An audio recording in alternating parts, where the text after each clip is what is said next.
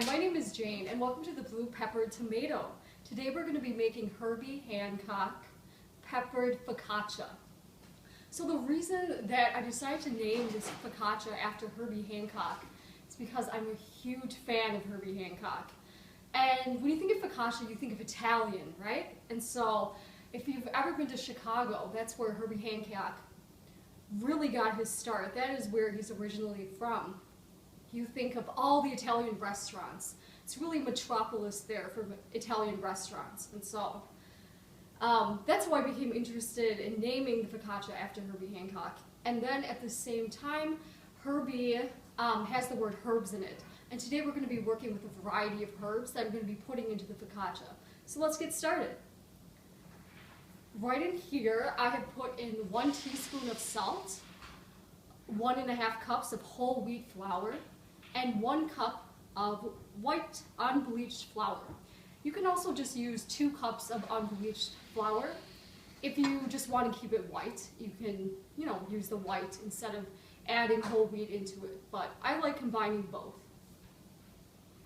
So as you can see right in here, next we are going to be putting a variety of herbs into the focaccia. So, right firstly in here, delicious.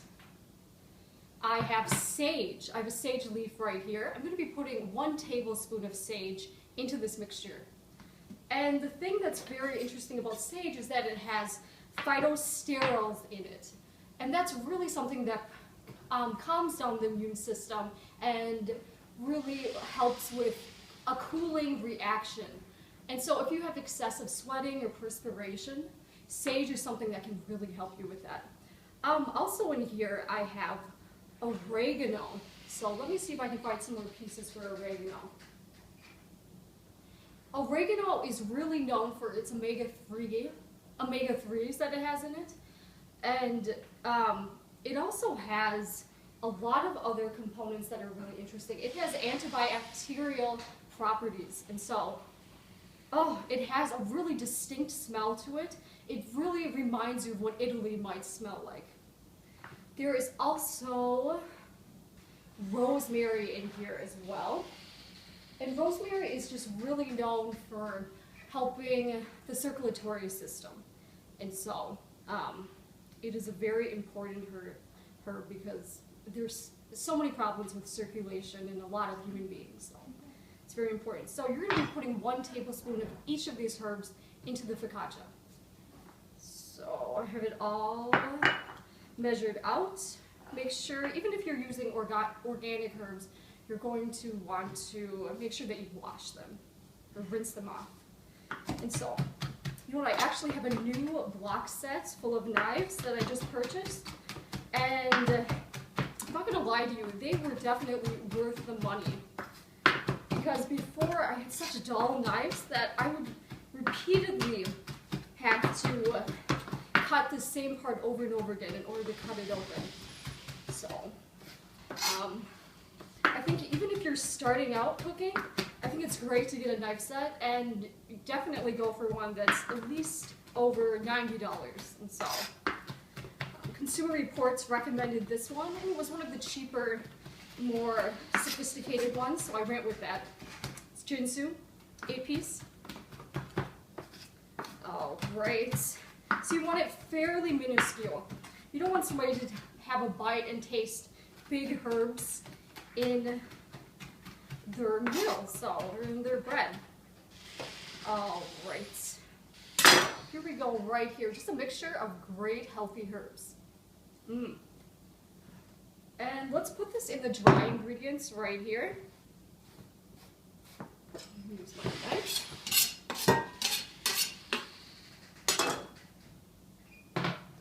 All right, so we have the dry ingredients ready. We're just going to set this aside and focus on the wet ingredients.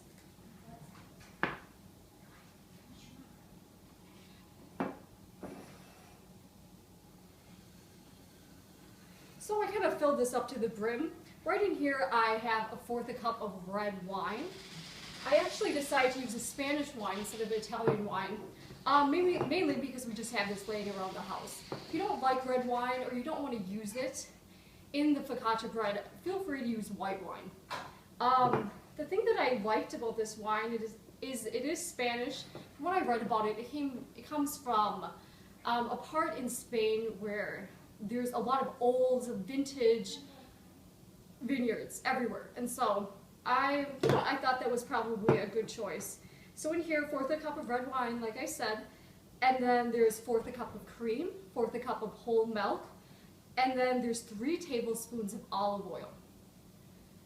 In here, I have 1 teaspoon as well as an additional 1/4 teaspoon of yeast, and then 1/4 cup of warm water. You want to wait for a couple to 5 minutes for the yeast to fully dissolve. And then what I'm going to be doing is just pouring the wet mixture right into the yeast mixture.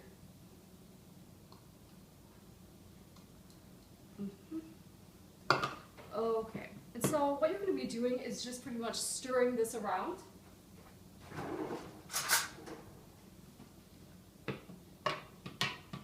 All right. So just to let you know too, if you use red wine, the focaccia is going to transform in color. And so it is going to be a more rosier hue.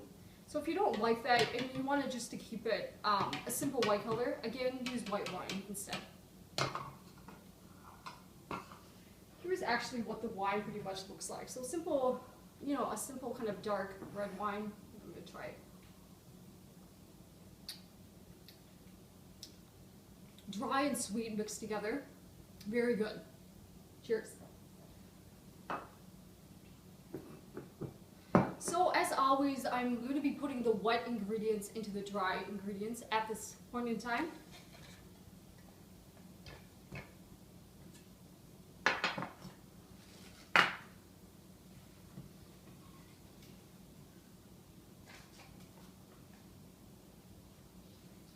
Okay, what's really neat about olive oil is that it has omega-3 fatty acids. When a lot of people hear fatty acids, they think of something that's unhealthy. But what's neat about olive oil is that it really lowers cholesterol, the bad cholesterol, and it also has the ability to prevent a future heart attack or the development of heart disease. So it's something that does have a lot of fats in it, but it's healthy fats. Next, I will just be stirring this together.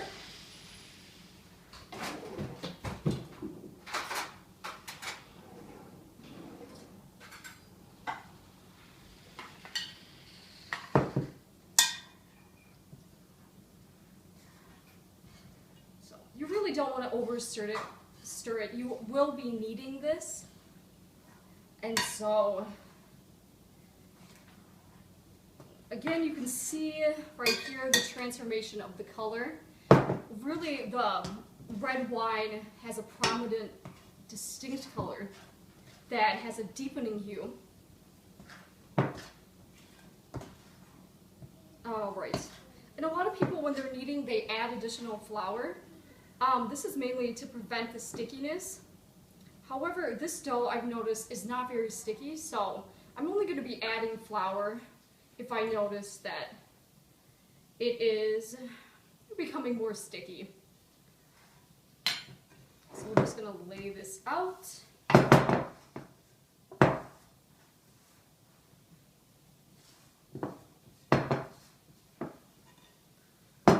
Okay, so just kneading it. Some people, I think, over knead bread, especially with focaccia. It's so porous, and we don't really want to push out a lot of those air pockets, or kind of open them up. So what we are just going to be doing is putting it in a nice ball. Already you can smell the herbs. You can always add less herbs too. I mean, it's really up to you. When I think of focaccia or anything Italian, I think of flavor. And I think of a variety of all these different herbs. And all of these herbs really do go well with any type of dough that is related to something Italian, I think. So here we go, just a nice ball. And right here I have a bowl, and I've already slathered it with olive oil. So about like a tablespoon.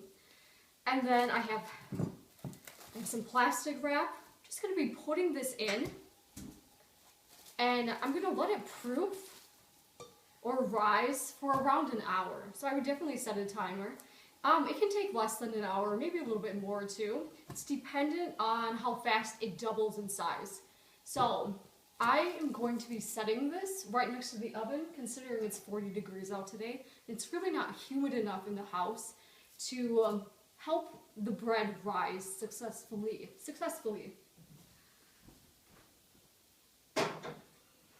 So I have the oven at the lowest heat, and I just have the bread sitting right next to it, or the dough sitting right next to it. So it's at 170, you can move it up to 200 too, and we're gonna wait for an hour. I'm just gonna tell you this right now, after it's been an hour, all we're gonna be doing is taking the dough,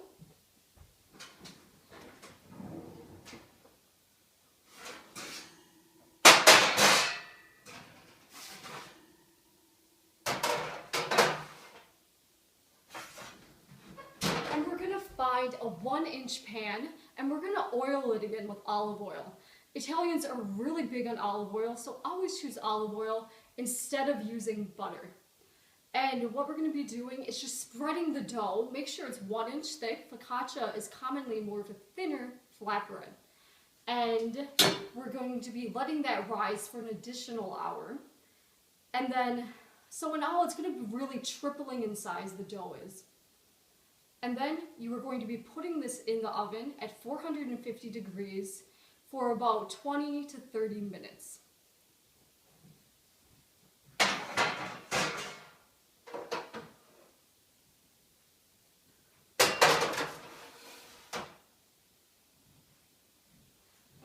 Okay, let's move this out of the way.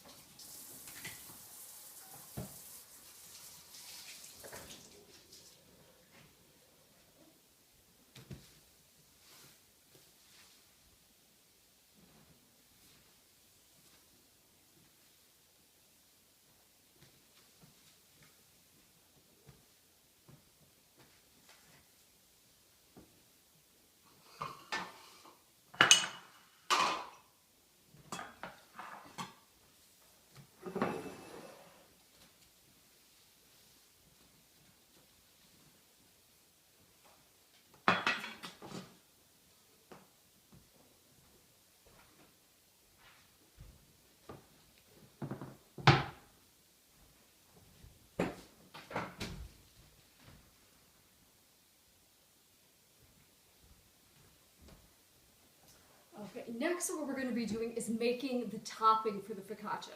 It's extremely simple and it's so healthy and delicious. So right here we have a variety of vegetables that we're going to be using. First I'm going to be working with the onions. I've already kind of cut this onion up a little bit. All you're going to be doing is cutting into it just a little bit. You kind of want to open it up somewhat.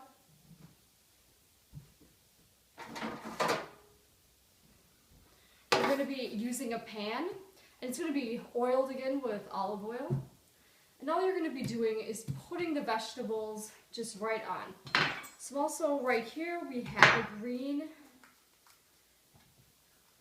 pepper, and we're going to be taking out some of the fibers inside, such as the seeds that are found inside. And we're going to keep it like this. All of these vegetables are going to be broiled, and so they're going to be roasting, and they're going to be caramelizing over time. So right here we have red as well. So we're just going to be taking that apart.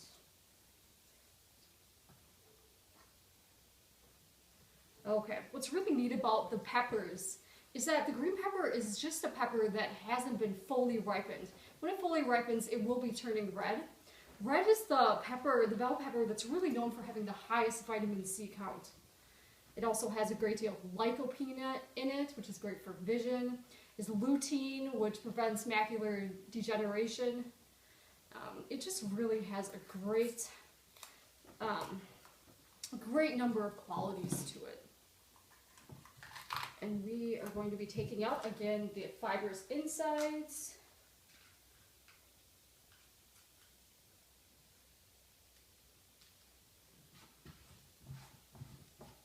We want to keep this whole because we want to char it. And if we split it up, we might get some of them charred, but we're not going to get the whole thing really charred. We're also going to be adding garlic too. You can break up the garlic a little. What's neat about when you're broiling garlic is you don't need to take the shell off until after. I'm going to crack it open just a little bit. You know, I'll just use the knife. Because it's going to, after it's boiled for a while, it's going to stop adhering so much to the garlic. And the shell will naturally just kind of come off on its own. We'll just have to peel it just a little bit. So I did take off a little bit naturally just by cracking it open, so I will remove that. But that right there. So what am I doing here? I have one entire red pepper. I have half of a green pepper. I have one onion that's cut in half. I also have 3 Roma tomatoes. Roma tomatoes are really known to be popular in Italian cooking. And what I'm going to be doing is just putting a couple slits in here, because I will be pouring more olive oil over all of this, and it's going to be especially more succulent if it's found seeping within tomatoes or really any of these. So I'm just going to cut this open. Okay.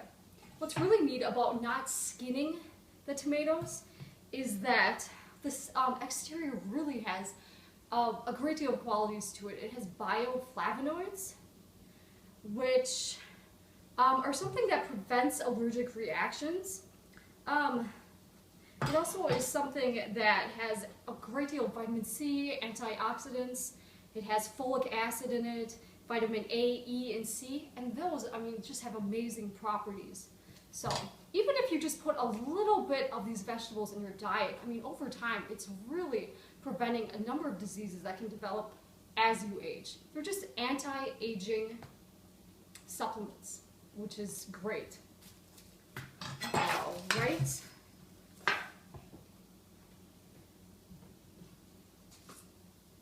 So I'm going to be using sea salt, probably 1 teaspoon. I'm not going to measure it. I'm just going to kind of estimate. And then I'm also going to be using black pepper too. When you're using olive oil, and all 3 of these ingredients, you're going to be using it generously. It really accentuates the flavor by using all of these. And so you just kind of want to flip them over. And you're going to be putting these in your oven at the broiling mode. And so usually that's at about 520.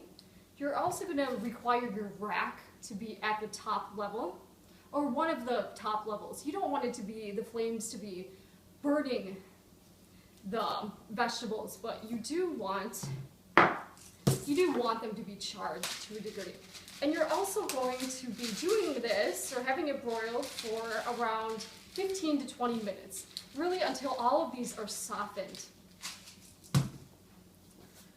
And again, I'm just going to be estimating.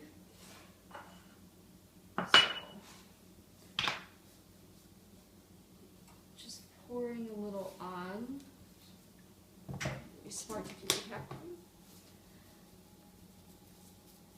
So that's probably a teaspoon right there. And then you're going to be wanting to rotate all of these vegetables probably every 5 minutes. I mean, just use your best decision-making skills. All right, let's look at all these delicious vegetables that we have right here. All right, in it goes.